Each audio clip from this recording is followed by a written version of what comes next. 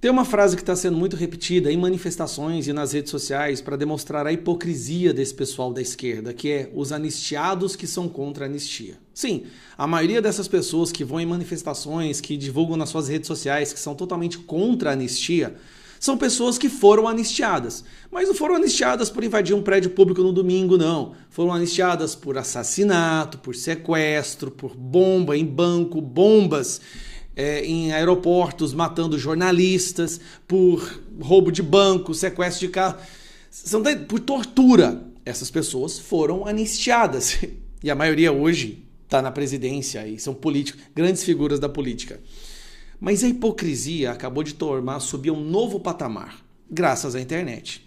Você sabia, eu publiquei esse vídeo ontem, tá? Lula, em 1988, ele era um deputado federal? Pois é. E ele votou favorável a anistiar crimes como golpe de Estado, tentativa de golpe de Estado, atentado contra o Estado Democrático de Direito. Lula votou, tem uma assinatura dele em um voto, para que torne isso, para que a anistia possa alcançar esses tipos de crime. Sim, porque ele já sabia que muito provavelmente a esquerda ia acabar fazendo isso.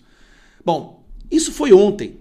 Hoje surgiram duas novas informações que são piores do que o próprio Lula ter votado a favor da anistia. Bom, vamos lá. Esse aqui você sabe quem é, né? Gilmar Mendes.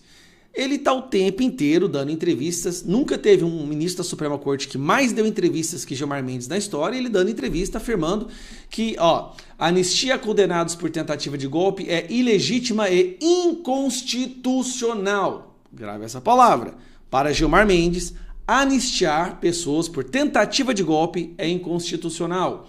E aqui a Carmen Lúcia no mesmo modelo, que a anistia para vandalismo e tentativa de golpe é inconstitucional. Ela falou isso depois que a Carol Detone pautou a anistia na CCJ. Beleza. Gilmar Mendes e Carmen Lúcia publicamente se posicionando contra a anistia, dizendo que é inconstitucional. Só que em 2010... aí que o negócio vai ficar sério agora. Em 2010, nós tivemos uma votação no STF, que é a ADPF 153. Essa ADPF 153, me acompanha que você vai ficar chocado agora, tá? A OAB entrou com uma ADPF, de arguição de descumprimento de preceito fundamental, no STF, alegando que a tortura cometida pelo regime militar não poderia ser anistiada. Ou seja, ela questionou a amplitude da anistia quando teve o fim do regime militar e nós voltamos à democracia relativa. E o STF julgou essa ADPF. Basicamente era para julgar se a anistia era ampla, geral e restrita ou não. Era essa a determinação, era essa a votação do STF em 2010. E aí nós resgatamos, ou melhor, a internet resgatou 2 votos. Esse daqui é Gilmar Mendes, declarando o seu voto, se ele era favorável ou não à manutenção da anistia, ou seja, se a anistia ela é constitucional ou não para golpe de Estado. E naquele caso não era tentativa, de acordo com eles, houve um golpe de Estado. Tá? Houve, não foi uma tentativa, pior ainda. Esta é a votação do Gilmar Mendes, o voto dele naquela data, justamente sobre isso. A fazer a seguinte consideração. A questão reside menos na conceituação do que seja crime político do que na própria característica do ato da anistia. A anistia é ato revestido de caráter eminentemente político e sua amplitude é definida de forma política. A competência extraordinária do Congresso Nacional para conceder a anistia foi inaugurada pela Constituição de 1891, artigo 34, nossa primeira Constituição republicana. No tocante ao tema da anistia, recorda as lições de João Barbalho. Decretando a anistia, o Congresso Nacional exerce atribuição sua privativa, de caráter eminentemente político, e nenhum dos outros ramos do poder público tem autoridade para entrar na apreciação da justiça ou conveniência em motivos da lei promulgada consagrando tal medida, que é um ato solene de clemência autorizado por motivos de ordem superior. Devido a esse caráter eminentemente político, o Supremo, inclusive, já teve a oportunidade de deixar consignado o entendimento segundo o qual o Congresso Nacional pode conceder anistia até mesmo aos seus membros. Entender o contrário seria negar a eficácia ao artigo 48, inciso 8º.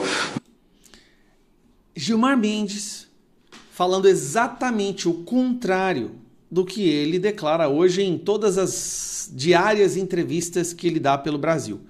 Mas calma, esta é Carmen Lúcia, votando na mesma DPF. Na mesma. Põe em causa, contudo, repita-se ainda uma vez, se a interpretação da lei há de relevar o momento histórico em que ela especificamente foi criada e as finalidades, ainda que dramáticas para os cidadãos por ela buscadas, para se dar um novo passo na caminhada rumo à retomada do Estado de Direito, ou se, contrariamente, o presente não tem compromisso com esse triste passado, porque até mesmo as instituições repensam e podem se contrapor ao quanto antes por ela mesma decidido-se publicamente exposto e comprometido. Sem descuidar de que o repensamento e a reconstrução de uma ideia ou mesmo de uma lei pela via da renovação de uma interpretação é em geral possível, sem o que não se tem o avanço das pessoas e das instituições, e estou em que, por mais abjeto, grave e cruciante tenha sido a opção do Conselho Federal da Ordem dos Advogados de 31 anos atrás, teve aquela escolha consequências políticas e jurídicas não passíveis de singelo desfazimento pela via de uma mera interpretação judicial para fazer retornar e desfazer até mesmo situações consolidadas. Nem de longe alguém desconhece toda a carga de ferocidade das torturas, homicídios, desaparecimentos de pessoas, lesões gravíssimas praticadas, que precisam ser conhecidas e reconhecidas, e principalmente responsabilizadas para que não se repita. Mas o desfazimento de anistia para permitir a responsabilidade penal especificamente aos casos cobertos pelo ditado por aquela lei e cujos efeitos se produziram e se exauriram num determinado momento histórico, não creio se possa dar pela via judicial agora pretendida. Ela defendeu a anistia. Ela não defendeu o regime, mas ela falou: a anistia foi concedida, ou seja, a anistia é constitucional, nós não podemos voltar atrás e sair buscando punições para quem já foi anistiado naquele final do período do regime militar e quando a gente entrou nessa democracia do narcotráfico e das facções criminosas e relativa. Então, peraí, Carmen Lúcia e Gilmar Mendes, os dois confirmam que a anistia total, geral e restrita é constitucional, a defenderam quando a OAB tentou revogar, a OAB, que lá no período da anistia original foi favorável, 30 anos depois quis derrubar, porque daí a esquerda já tinha controlado, sequestrado totalmente a ordem dos advogados do Brasil. Isso aí é uma coisa que todo advogado no Brasil sabe hoje. O STF falou: não, a anistia foi constitucional, não podemos voltar atrás. Gilmar Mendes e Carmen Lúcia. Duas pessoas que falam agora abertamente contra isso, como você pode ver aqui, ó. Gilmar Mendes afirma que a anistia a condenados por tentativa de golpe é ilegítima e inconstitucional. Como isso é possível? Eu te digo como isso é possível.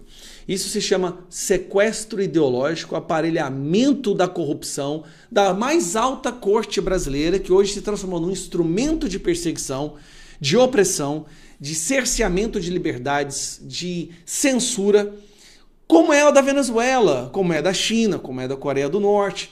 A Suprema Corte Brasileira abandonou completamente a nossa Constituição, ou a proteção, o resguardo da nossa Constituição, e se vê como a retentora de todo o poder democrático, e a democracia só existe se tudo acontecer de acordo com suas vontades.